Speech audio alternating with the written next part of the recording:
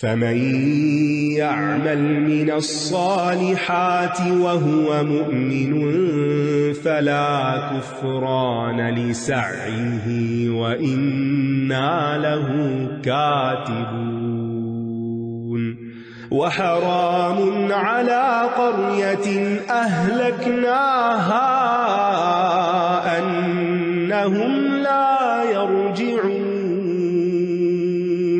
حتى إذا فتحت يأجوج ومأجوج وهم من كل حدب ينسلون واقترب الوعد الحق فإذا هي شاخصة أبصار الذين كفروا يا ويلنا قد كنا في غفلة من هذا يا ويلنا قد كنا في غفلة من هذا بل كنا ظالمين إنكم وما تعبدون من دون الله حصب جهنم أنتم لها واردون لو كان هؤلاء آلهة ما وردوها وكل فيها خالدون لهم فيها زفير وهم فيها لا يسمعون إن الذين سبقت لهم منا الحسنى أولئك عنها مبعدون لا يسمعون حسيسها وهم فيما اشتهت أنفسهم خالدون لا يحزنهم الفزع الأكبر وتتلقاهم الملائكة هذا يومكم الذي كنتم توعدون يوم نطوي السماء كطي السجل للكتب كما بدأنا أول خلق نعيده وعدا علينا إنا كنا فاعلين ولقد كتبنا في الزبور من بعد الذكر أن الأرض يرثها عبادي الصالحون إن في هذا لبلاغا لقوم عابدين وما أرسلناك إلا رحمة للعالمين قل إنما يوحى إلي أنما إلهكم إله واحد فهل أنتم مسلمون فإن تولوا فقل آذنتكم على سواء وإن أدري أقريب أم بعيد ما توعدون إنه يعلم الجهر من القول ويعلم ما تكتمون وإن أدري لعله فتنة لكم ومتاع إلى حين قال رب احكم بالحق وربنا الرحمن المستعان على ما تصفون। फिर जो कोई नेक अमल करेगा जबकि वो मोमिन भी हो तो उसकी कोशिश की नाकदरी न होगी और बेशक हम इसको लिखने वाले हैं। और जिस बस्ती के लोगों को हमने हलाक कर दिया नामुमकिन है कि वो कभी वापस लौटें, यानी یہ ناممکن ہے کہ ہلاک شدہ بستیاں ہمارے پاس قیامت کے دن نہ آئیں، یا یہ ناممکن ہے کہ وہ اپنے اعمال سے باز آ جائیں یا دوبارہ دنیا میں آ جائیں، یہاں تک کہ جب یاجوج اور ماجوج کھول دیے جائیں گے اور وہ ہر بلندی سے دوڑتے ہوئے آئیں گے۔ دجال کے خاتمے کے بعد ان کا خروج ہوگا، جب مسلمان جو ہیں وہ عیسیٰ علیہ السلام کے ساتھ کوہ طور میں محصور ہو جائیں گے، اور پھر یہ یاجوج ماجوج ہر اونچائی سے نکل پڑیں گے، اور پھر ان کی بہت سی تفصیلات ملتی ہیں۔ ایک لیکچر سیریز میں نے کی تھی قرب قیامت کی نشانیاں، اس میں کافی تفصیل سے اس کے بارے میں بتایا تھا، کیونکہ بہت سے لوگ یاجوج ماجوج کو کچھ اور مخلوق قرار دیتے ہیں، حالانکہ وہ انسان ہی ہیں، اور اللہ نے ان کو کسی جگہ بند کر رکھا ہے۔ قیامت کے قریب وہ نکل آئیں گے اور پھر ساری زمین پہ چھا جائیں گے اور دریاؤں کا پانی پی جائیں گے اور سخت فساد مچائیں گے۔ پھر اللہ تعالیٰ ان کی گردن میں کیڑے ڈال کر انہیں موت دے گا، پھر بارش بھیج کر زمین کو پاک کرے گا۔ اور یہ یاد رکھیے کہ یاجوج ماجوج کے بعد بھی حج اور عمرہ ہوگا، یعنی حج اور عمرہ بہت آخر میں جا کے ختم ہوں گے۔ تو اللہ تعالیٰ ایسے فتنوں سے اور ایسے آزمائشوں سے محفوظ رکھے ہم سب کو۔ اور جب سچا وعدہ قریب آ جائے گا تو جن لوگوں نے کفر کیا اچانک ان کی آنکھیں کھلی کی کھلی رہ جائیں گی، یعنی خوف کے مارے، کہیں گے ہائے افسوس ہم پر، یقیناً ہم اس سے غفلت میں تھے، بلکہ ہم ہی ظالم تھے۔ سب سے بدترین لوگوں پر قیامت قائم ہوگی۔ بے شک تم اور جن کی تم اللہ کے سوا عبادت کرتے ہو جہنم کا ایندھن ہے، تم اسی میں داخل ہونے والے ہو۔ اگر یہ معبود ہوتے تو اس میں داخل نہ ہوتے، اور سب اسی میں ہمیشہ رہنے والے ہیں۔ ان کے لیے اس میں چیخنا چلانا ہوگا اور وہ اس میں کچھ نہ سنیں گے، یعنی ہر شخص اتنا زیادہ چیخے گا کہ اس کی اپنی چیخ کا اتنا شور ہوگا کہ کسی اور کی چیخ سنائی بھی نہیں دے گی۔ تو آگ کے عذاب کے ساتھ ساتھ ان کے لیے تنہائی کا عذاب بھی ہوگا۔ بے شک جن لوگوں کے لیے ہماری طرف سے بھلائی پہلے سے ہی طے ہو چکی ہے، وہ لوگ اس سے دور رکھے جائیں گے، یعنی جہنم سے دور رکھے جائیں گے۔ اور دور رکھے جانے سے بڑھ کر امید کی بات کیا ہو سکتی ہے، اور اصل میں یہی کامیابی ہے۔ اولئک عنہا مبعدون، وہ اس کی آہٹ بھی نہ سنیں گے۔ سبحان اللہ، کہاں جہنم میں چیخیں ہوں گی اور ان کو آہٹ بھی نہ سنائی دے گی، اور وہ اپنی من پسند چیزوں میں ہمیشہ رہنے والے ہیں۔ جنت میں ہر چیز مرضی کی ہوگی، کوئی ایک چیز بھی مرضی کے خلاف نہیں ہوگی، وہ اس کی آہٹ بھی نہ سنیں گے، اور وہ اپنی من پسند چیزوں میں ہمیشہ رہنے والے ہیں۔ سب سے بڑی گھبراہٹ انہیں غمگین نہ کرے گی۔ اللہ اکبر، سب سے بڑی گھبراہٹ جو قیامت کی گھبراہٹ ہے، اس سے ان کو گھبراہٹ ہی نہیں ہوگی، اور فرشتے ان کا استقبال کریں گے۔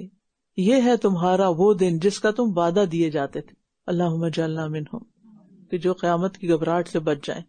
اس دن ہم آسمان کو اس طرح لپیٹ دیں گے جیسے کتابوں کے لیے لکھے ہوئے اوراق لپیٹ دیے جاتے ہیں۔ پہلے زمانے میں اسکرول ہوتے نا، رول کر دیتے تھے لمبے لمبے کاغذوں پہ لکھ کے، پھر اس کو جلد نہیں ہوتی تھی۔ جیسا کہ ہم نے پہلی پیدائش کی ابتدا کی تھی، ہم اسی طرح اس کا اعادہ کریں گے، یعنی دوبارہ کریں گے، دوبارہ بنا دیں گے۔ یہ ہمارے ذمہ وعدہ ہے، ہم اسے ضرور پورا کر کے رہیں گے۔ اللہ تعالیٰ آسانی سے آسمان کی وسعتوں کو اپنے ہاتھ میں سمیٹ لے گا جیسے کاغذ لپیٹ دیا جاتا ہے، اور انسان اللہ کے پاس اسی حالت میں جائے گا جس حالت میں دنیا میں آیا تھا، ننگے پاؤں، ننگے بدن، بغیر ختنے۔ اور بلا شبہ ہم نے زبور میں نصیحت کے بعد لکھ دیا کہ اس زمین کے وارث میرے نیک بندے ہوں گے۔ زبور سے مراد داؤد علیہ السلام کی کتاب ہے، داؤد علیہ السلام پہ اتاری گئی، اور ذکر سے مراد تورات ہے، یعنی یہ ایک معنی کیا گیا اس کا۔ اور بعض کہتے ہیں کہ زبور سے مراد تورات ہے، یعنی زبر سے، اور ذکر سے مراد تمام آسمانی کتابیں جو تورات کے بعد اتاری گئی۔ بہرحال دنیا کی زمین پر کبھی فاسق و فاجر بھی قابض ہو جاتے ہیں اور مساجد کی بے حرمتی تک کر دیتے ہیں، لیکن اگر لوگ اپنے اندر اصلاح کر لیں، نیک بن جائیں، اللہ کو پکاریں، تو پھر وہی الٹیمیٹلی وارث ہوں گے، اللہ ان کو غلبہ دے گا۔ لیکن کس کے ساتھ وعدہ ہے؟ جو نیک اور فرما بردار ہوں۔ اور اس میں خوشخبری ہے کہ دین اسلام غالب ہو کر رہے گا۔ قوی کی بجائے صالح کے لیے بقا کی بات ہے، جو ہر معاملے میں صالح ہو، قول میں، عمل میں، فکر میں، ہر اعتبار سے۔ بے شک اس میں عبادت گزاروں کے لیے ایک بڑا پیغام ہے، ایک میسج ہے، یعنی اس خاص چیپٹر میں بھی اور قرآن میں بھی اوور آل جو لوگ عبادت کے شوقین ہیں ان کے لیے بہت سی نصیحتیں اور عبرتیں ہیں۔ لیکن جو شخص اللہ کی عبادت چھوڑ کر اپنی خواہشات کی پیروی کرتا ہے اسے قرآن سے کچھ حاصل نہیں ہوتا، کیونکہ وہ خواہشوں میں ڈوبا ہوا پڑتا ہے اور انہی خواہشوں میں ڈوبے ہوئے باہر نکل آتا ہے۔ اگر آپ سب مرین میں بیٹھ کے سمندر کی تہہ پہ بھی اتر جائیں تو آپ کا جسم ذرا بھی گیلا نہیں ہوگا، ٹھیک ہے؟ تو ایسے ہی اگر کسی کا دل جو ہے وہ دنیا کی محبت میں قید ہے، ڈوبا ہوا ہے، تو وہ جتنا چاہے قرآن پڑھ لے، سن لے، اس کو کوئی فائدہ نہیں ہوتا۔ محمد بن باسے کہتے ہیں قرآن اللہ والوں کی سیرگاہ ہے، جہاں بھی پڑاؤ ڈالتے ہیں لطف اندوز ہوتے ہیں، جو بھی حصہ پڑھ لیں، جہاں سے بھی پڑھ لیں، مزہ ہی آ جاتا ہے۔ اور ہم نے آپ کو تمام جہان والوں کے لیے سراپا رحمت بنا کر بھیجا ہے۔ نبی صلی اللہ علیہ وسلم کی بعثت کا ایک مقصد یہاں بتایا جا رہا ہے کہ آپ کو لوگوں کے لیے مصیبت بنا کے، عذاب بنا کے نہیں بھیجا، بلکہ جہان والوں پر رحمت کرنے کے لیے بھیجا ہے۔ یا یہ کہ اللہ کی رحمت ہے دنیا والوں پر کہ اس نے محمد صلی اللہ علیہ وسلم کو اپنی رسالت کے لیے منتخب کیا، جو لوگوں کی ہدایت کا سامان کرنے آئے۔ ان کے ذریعے غفلت میں ڈوبے ہوئے دل جاگ اٹھے، بھٹکی ہوئی انسانیت راہ پر آ گئی، جہالت کے اندھیرے دور ہوئے، حق اور باطل میں فرق واضح ہوا، اچھی زندگی گزارنے کے اصول اور ضابطے اور سلیقے سیکھے، اور سب سے بڑھ کر یہ کہ وہ کام سکھائے آپ نے، کر کے دکھائے، جس سے انسان کی آخرت کی نجات ہو سکے، آخرت سنور جائے۔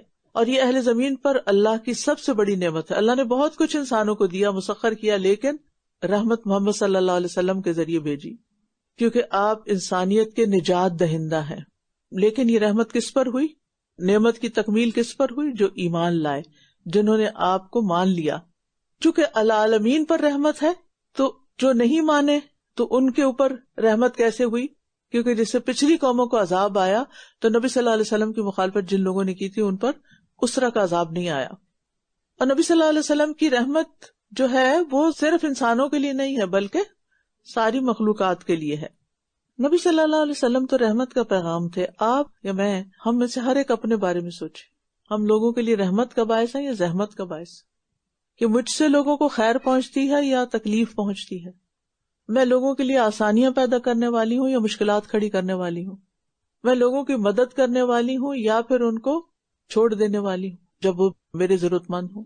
ہم کس نبی کی امت ہے جو سارے عالم کے لیے رحمت تھے، اور ہم کیا بن گئے؟ کہہ دیجئے بے شک میری طرف وحی کی جاتی ہے کہ تمہارا معبود صرف ایک ہی معبود ہے، تو کیا تم اس کے فرما بردار ہو؟ یعنی آپ کی دعوت بھی توحید ہی کی دعوت تھی، اور پوری شریعت کا خلاصہ یہ ہے کہ ایک مالک کی بندگی کی جائے، اور وہ کیسے اس کے حکم کو مانتے جائیں اور جس سے منع کرے رکتے جائیں۔ پھر بھی اگر یہ منہ موڑ لیں تو کہہ دیجئے میں نے تم سب کو یکساں طور پر خبردار کر دیا ہے، اور میں نہیں جانتا آیا کہ وہ قریب ہے یا دور جس کا تم وعدہ کیے جاتے ہو، یعنی قیامت۔ بے شک وہ بلند آواز سے کہی ہوئی بات کو جانتا ہے، اور وہ بھی جانتا ہے جسے تم چھپاتے ہو، اور میں نہیں جانتا شاید کہ یہ مہلت تمہارے لیے ایک آزمائش ہو اور ایک مدت تک کچھ فائدہ اٹھانا ہو۔ اس نے کہا اے میرے رب، حق کے ساتھ فیصلہ فرما دے، اور ہمارا رب رحمان ہے جس سے ان باتوں پر مدد طلب کی جاتی ہے جو تم بیان کرتے ہو۔ وَرَبُّنَا الرَّحْمَنُ الْمُسْتَعَانُ عَلَىٰ مَا تَصِفُونَ۔ چاہے آپ پر کتنے ہی جھوٹے الزامات لگائے جائیں، آپ کے پاس ان سے نمٹنے کے لیے اللہ کی مدد طلب کرنے کے سوا کوئی راستہ نہیں، کیونکہ وہی سب سے زیادہ رحم کرنے والا ہے۔ کسی نے آج مجھے صبح میسج کیا کہ مجھے آج بڑی تکلیف ہے۔ میں نے کہا کیا ہوا، خیریت؟ تو کہنے لگی کہ وہ آپ کے خلاف کسی نے بہت غلط بات کی ہے۔ تو میں نے کہا فکر کی کیا بات ہے؟ جب وہ بات ہی غلط ہے تو ذالک قولہم بافواہہم ان یقولون الا کذبا، بات ہی ختم۔ اللہ ہے نا، اللہ مدد کرنے والا۔ تو جس کی زندگی میں رب ہوتا ہے نا، اس کو پھر لوگوں کی باتوں کی پرواہ نہیں رہتی، وہ کرنی بھی نہیں چاہیے۔ کیوں وقت ضائع کریں اس پر؟ اور خاص طور پر وہ بات ہے اگر کوئی نصیحت کرے، کوئی فیڈ بیک دے، وہ تو ضرور لینی چاہیے۔ انسان کو اپنی ہمیشہ اصلاح کرنی چاہیے۔ ہم نو میٹر وٹ جتنی مرضی محنت کر لیں، کسی وقت بھی پرفیکٹ نہیں ہو سکتے، ہمیشہ بہتری کی گنجائش رہتی۔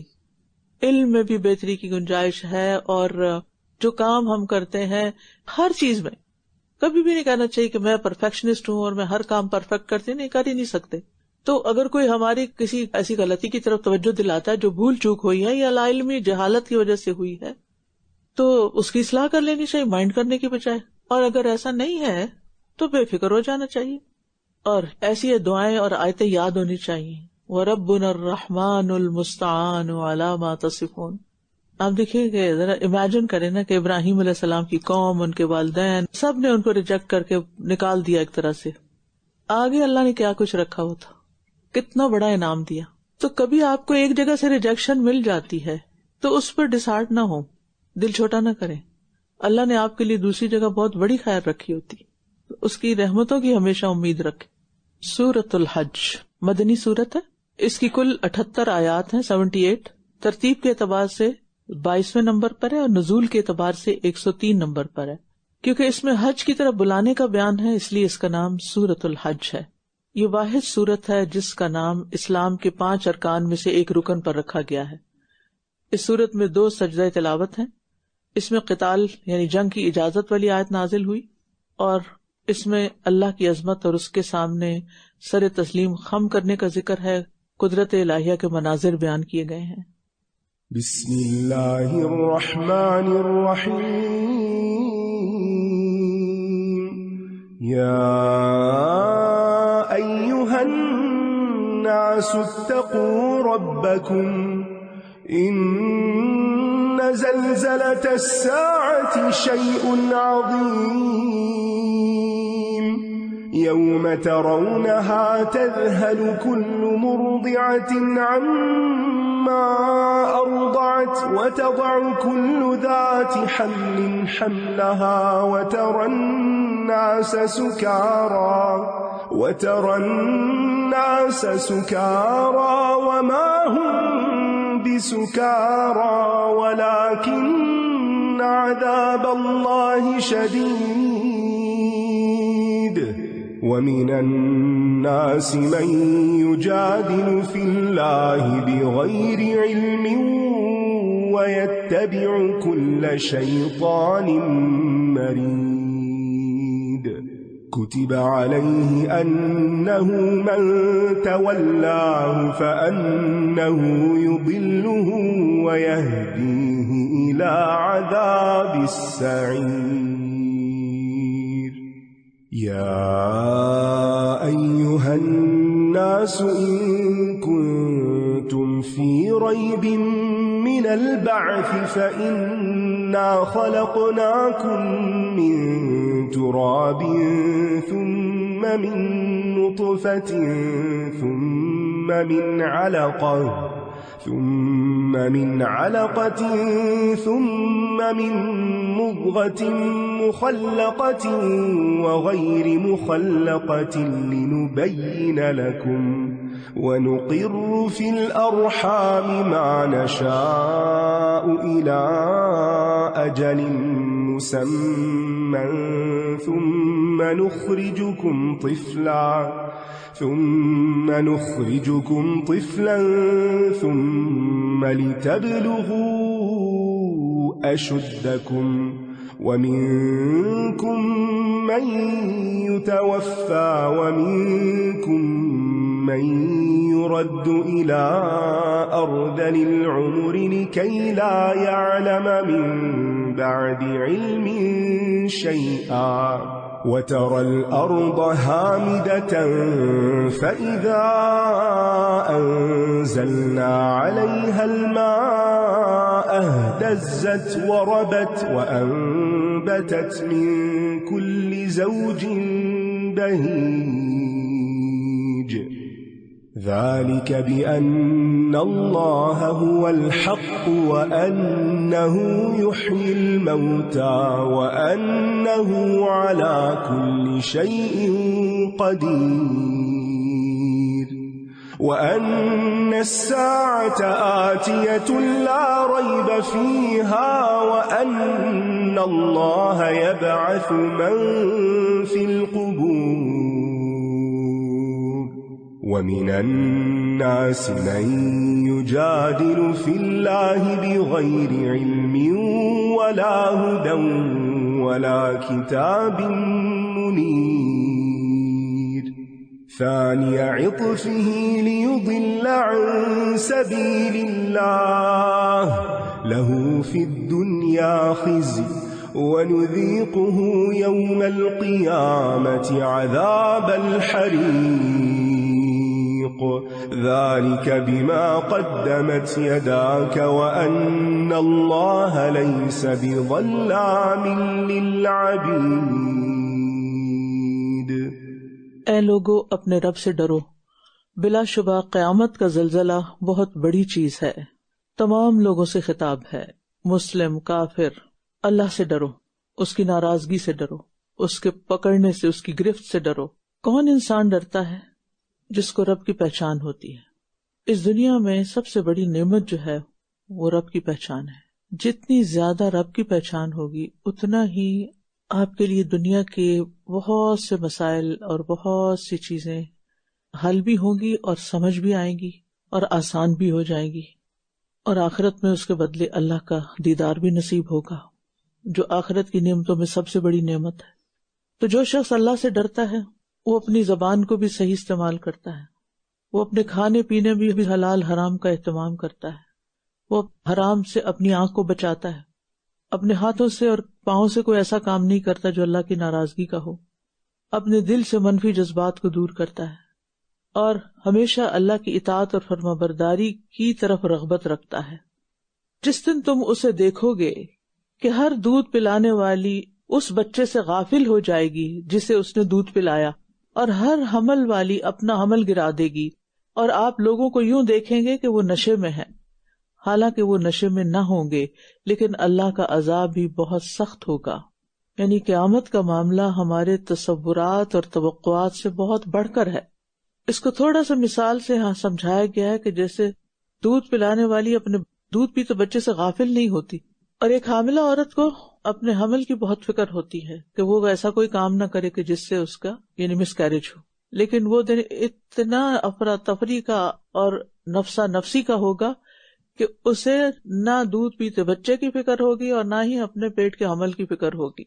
اور لوگوں میں سے کوئی ایسا بھی ہے جو اللہ کے بارے میں بغیر علم کے جھگڑا کرتا ہے، اور وہ ہر سرکش شیطان کی پیروی کرتا ہے۔ یعنی علم کے ساتھ آپ دلائل دے سکتے ہیں، بحث کر سکتے ہیں، حکمت کے ساتھ، اچھی نصیحت کے ساتھ، لیکن بغیر علم کے جھگڑا کرنا، اور وہ بھی اللہ کے بارے میں، انتہائی ناپسندیدہ چیز ہے، اور یہ شیطان انسان کو اس چیز پر ابھارتا ہے۔ اور بغیر علم کے جب انسان جھگڑا کرتا ہے نا، تو انسان کے دل سے جو نور ہے وہ چھن جاتا ہے، اور انسان پھر چیزوں کو صحیح رخ سے دیکھ نہیں سکتا۔ اس پر لکھ دیا گیا ہے کہ جو کوئی اسے یعنی شیطان کو دوست بنائے گا تو یقیناً وہ اسے بھٹکا دے گا اور اس کو دوزخ کے عذاب کی راہ دکھائے گا۔ یہ اللہ کی جاری سنتوں میں سے ایک سنت ہے کہ جو حق سے منہ موڑ جاتا ہے اللہ تعالیٰ اسے گمراہی میں مبتلا کر دیتا ہے، پھر وہ اس کا سفر گمراہی کی طرف چل پڑتا ہے۔ اے لوگو، اگر تم دوبارہ اٹھائے جانے کے بارے میں کسی شک میں مبتلا ہو تو بے شک ہم نے تمہیں مٹی سے پیدا کیا، پھر نطفے سے، پھر جمے ہوئے خون سے، پھر شکل والی اور بے شکل گوشت کی بوٹی سے، تاکہ ہم تمہارے لیے اپنی قدرت واضح کریں، اور ہم جسے چاہتے ہیں ایک مقرر وقت تک رحم مادر میں ٹھہراتے ہیں، پھر ہم تمہیں بچے کی صورت میں نکال لاتے ہیں تاکہ تم اپنی جوانی کو پہنچو، اور کوئی تم میں سے جلد فوت کر لیا جاتا ہے اور کوئی تم میں سے ناکارہ عمر کی طرف لوٹا دیا جاتا ہے تاکہ وہ جاننے کے بعد بھی کچھ نہ جانے۔ اور آپ دیکھتے ہیں کہ زمین خشک ہے، پھر جب ہم اس پر پانی برساتے ہیں تو وہ حرکت میں آتی ہے اور ابھر آتی ہے اور ہر قسم کی بارونق نباتات اگاتی ہے۔ یہاں انسان کی تخلیق کے مراحل کا ذکر کر کے اللہ سبحانہ تعالیٰ کی قدرت کو اور اللہ سبحانہ تعالیٰ کی اس بات کو کہ مرنے کے بعد بھی وہ تمہیں دوبارہ اٹھائے گا، اس کو ثابت کیا گیا ہے۔ اور اس میں آپ دیکھیں کہ کس طرح انسان پیدا ہوتا ہے اور پھر اس کے بعد دوبارہ ناکارہ عمر کی طرف چلا جاتا ہے، اور یہ جو ارذل العمر ہوتی ہے جس میں انسان زندہ تو مگر کسی کام کے قابل نہ، اور دوسروں پر بوجھ ہو، ضروری نہیں بڑھاپے کی وجہ سے، کسی بیماری کی وجہ سے، کسی بھی وجہ سے، تو یہ اس سے پناہ مانگنی چاہیے۔ اور کتنی حیرت کی بات ہے نا، یعنی وہی غذا آپ بچے کو کھلاتے ہیں نا وہ گرو کرتا ہے، اور وہی غذا بڑا کھاتا ہے اور وہ بوڑھا ہوتا جاتا ہے۔ عجیب چیز ہے۔ یہ سب اس لیے ہے کہ اللہ ہی حق ہے، اور یہ کہ وہی مردوں کو زندہ کرے گا، اور یہ کہ وہ ہر چیز پر خوب قدرت رکھنے والا ہے، یعنی اللہ ہمیشہ سے ہے، ہمیشہ رہے گا، اور باقی سب مریں گے، مردوں کو وہ زندہ کر دے گا۔